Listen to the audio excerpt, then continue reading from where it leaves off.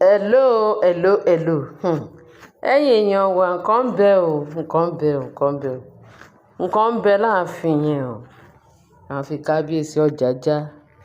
A kàn kì í sọ gbogbo nǹkan tá à ń gbọ́ torí a sọ díẹ̀ kù torí tá a bá sọ̀rọ̀ míì báyìí, ẹ̀rù á bà wá. Ẹ̀rù á bà yín pé ṣé adúrú eléyìí ṣẹlẹ̀.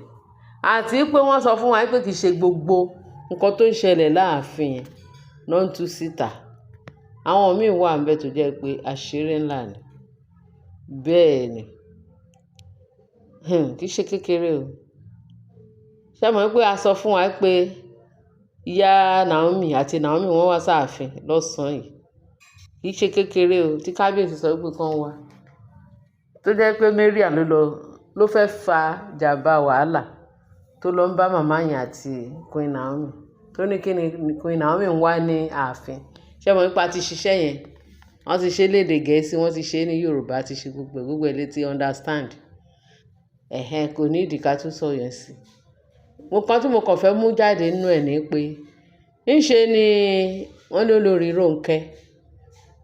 Rónkẹ́ tó ń jẹ́ Blue. Wọ́n ní ṣe ló sọ pé níbo pé báwọn ni ìyá Naomi ṣe máa gbójú gbóyàwó alátàkùrọ̀ wá máa bá ìyàwó ọba jà mí báyìí. Ó lóun náà fẹ́ dá sí i. Wọ́n nígbà tán wọ́n ní màmá yẹn nà gan o. Wọ́n ló na Mariam gan o. Ẹ mọ̀ pé màmá yẹn náà fi fèrè gbọ̀n tó kọlù báyìí. Ó ṣe yàkàtà torí wọ́n ti ń threaten ní Naomi wípé bóyá Naomi ó gọ̀ ó ṣe kíni pé Christianity ò ní jẹ́ kó sọ̀rọ̀. Christianity ti ṣe jìnnà. Tá bá fẹ́ wà ń jà ká kan máa ṣàkárá ká máa ṣe gbogbo ẹ̀ fún pé kò ní fọ̀. Ṣùgbọ́n Naomi tẹ́lẹ̀ kọ́ nìyẹn. Naomi sìn yìí ó ti lọ máa gbára wá o. Àgbo ẹ̀ ti tàdí mẹ́yìn tó ti lọ máa gbára wá o. Wọ́n ròyìn sí pé Naomi ò tiẹ̀ wá ṣe lẹ́rọ̀ mọ́ fún wọn. Ná bá ní ṣe ni Blue ìyẹn olórí Rónkẹ́ ló bá ní. Tó bá mú màmá yẹn bú tó mú bú. Ó ní ìwọ ẹ̀mí wọ́n ṣiṣẹ́ léni o. Agbára Ọlọ́run ló ń jẹ́ bẹ́ẹ̀. Ná bá ní Naomi wá sọ pé olórí Rónkẹ́ má bú ìyá mi o. Torí tí gbogbo yín bá ní ìyá tó dàbí ti ìyá òun yìí, ẹ mà ní rí bẹ́ẹ̀ ṣe rí yìí. Tí gbogbo yín tẹ sójú kan tẹ kọrí sójú kan. Tẹ́ ń ṣe rádaràda. Ẹ fi ilé yín lẹ̀ ẹ wá sọ pé ilé onílé lẹ fẹ́ wá dàrú. Pé má bú ìyá tèmi o. Ìyá tèmi ò ń ṣe ẹni tó máa wọ́n lẹ̀ o. Ló bá ní ìwọ. Ṣorí wọ́n ti ẹ̀kọ́ tí máa fojú ẹ̀ rí. Ìyẹn olórí Rónkẹ́ ló sọ fún Naomi bẹ́ẹ̀. Nǹkan tí máa fojú ẹ̀ rí. Ṣebí wọ́n ń ṣe gúlegúle. Ṣebí wọ́n àti kábíyèsí fẹ́ jáde. Ẹ sọ pé ẹ fẹ́ travel. Ẹ wá travel kí n máa rí yín. Ṣorí passport tó ń wá láti jọ ṣé o mọ̀ pé òun wá passport. Èmi mo gbé o. Kò dẹ̀ sí nǹkan tẹ́nìkan lè ṣe. Ṣorí wọ́n ní ṣe ló wá gbé passport méjì yẹn jáde. Ó wá ń fi passport yẹn ṣe fèrèfèrè ló wá mú méjèèjì jáde báyìí. Pé àti tiẹ̀ àti Tadé ni ká wọ ọmọ ẹ̀. Pé kẹ́ wá máa wo bẹ́ẹ̀ ṣe fẹ́ bá kábíyèsí travel. Gẹ́gẹ́ bá ṣe gbọ́ o. Ó dẹ̀ mú jáde. Ó ní tó bá sọ̀rọ̀ jù pé òun dẹ̀ máa tó ń bá bínú jù pé òun máa sún ná báyìí. Máa dáná sun passport yẹn kí n wá wo ibi tó tún fẹ́ torí passport. Ṣé ẹ dẹ̀ mọ̀ pé passport nílùú wa yìí? Téèyàn bá máa rí mi á jẹ́ pé bóyá mi mọ bọ́n ṣe fẹ́ ṣe o. Because kán tó rí passport àfi tí jẹ́ pé bàbá wa Tinubu òun ló máa pàṣẹ ẹ̀yẹn o. Ṣùgbọ́n mi rò pé ó easy kéèyàn ti gba passport lákọ̀ọ́kọ́ tó fi ti ń travel kó wá sọnù. So I don't know mi ò mọ area bẹ̀bẹ̀ tí ẹni tó bá sọ passport ẹ̀ nù nílùú wa Nàìjíríà àti Nàìjíríà àti nílùú òyìnbó náà ó máa ṣe kó tó jẹ o. Bí Naomi ṣe wá ní so ìwọ ló kó passport. So ayé pé ó lè ní ẹ. Ṣorí pé ó lè ní ẹ. O sneak sínú yàrá kábíyèsí. O lọ jí passport. Tí ẹ ti bàjẹ́.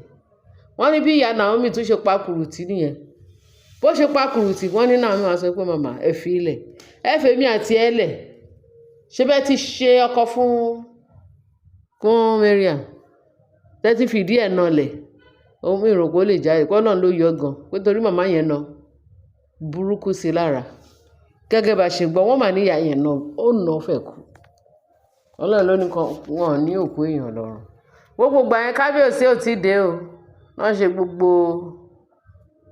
gbogbo akitiyan yẹn láàfin o nọ́bà ní ṣe ni Naomi wá fèsì Rónkẹ́ ó fèsì ẹ̀ fún rẹ̀ pé màmá ìfilẹ̀ ẹ má fọwọ́ kàn èmi àti ẹ̀ wọ́n ní bí Naomi kan ṣe ó dòun máa lọ sún náà bí Naomi kan ṣe pa kùrùtì ni tó mú dání tó fúlìngì tó dìímú báyìí tó fúlìngì olórí Rónkẹ́ ẹbí mọ́dọ̀ bá ṣe agbára Ọlọ́run ni o wọ́n ní tó mú olórí Rónkẹ́ báyìí tó jù sọ́hùn ó jù ó ṣubú yàkàtà àwọn pásítọ̀tù jábọ́ lọ́wọ́ ẹ̀ bí ìyá Naomi kan bẹ̀rẹ̀ ó kàn lọ kó pásítọ̀tù wọ́n ní bí pásítọ̀tù ṣe jábọ́ lọ́wọ́ Rónkẹ́ lọ́wọ́ ní lọ́sàn-án yìí ni o ṣé mọ̀ wípé lílọ tán lọ sí ààfin Ọlọ́run ló gbé wọn lọ ẹ wo bá ṣírí Rónkẹ́ ṣe tú sí wọn lọ́wọ́ ní ọ̀sán yìí pásítọ̀tù tán ti sọ pé wọ́n fẹ́ pé àbí lágbájá àbí tẹ̀mẹ̀ ni Rónkẹ́ gbé jáde live and direct ṣe ibi pásítọ̀tù tó wà máa lọ sílùú òyìnbó kí n máa rí wọ́n ní ẹ̀mí wọn ló bá gbà wọ́n ní tó mú wọn Ọlọ́run ló mọ ibi tí queen náà ti ní agbára tó ti rí agbára yìí ẹni tán ló ṣẹ̀ṣẹ̀ bímọ Ọlọ́run ni o ẹ jọ nítorí Ọlọ́run ẹ ká sìn Ọlọ́run nínú ẹ̀mí àti ní òdodo bí Ọlọ́run ṣe ń bá Naomi dì nílé ayé ẹ̀ Ọlọ́run nìkan ló mọ̀ wọ́n ní ẹyẹ tó bá fara wégún ẹ̀yìn àrò ni ó sùn àbí báwo ni Yorùbá ṣe máa ń pòwe ọ̀hún ẹni tó bá sọ pé òun fẹ́ fi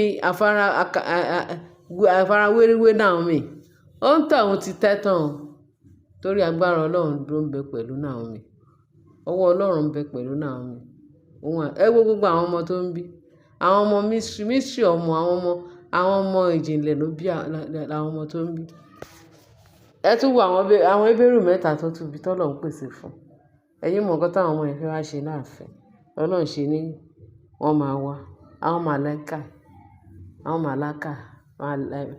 màlẹ́kà àbí báwọn ṣe máa ń sọ bẹ́ẹ̀ ni o ẹ wo Naomi ẹ má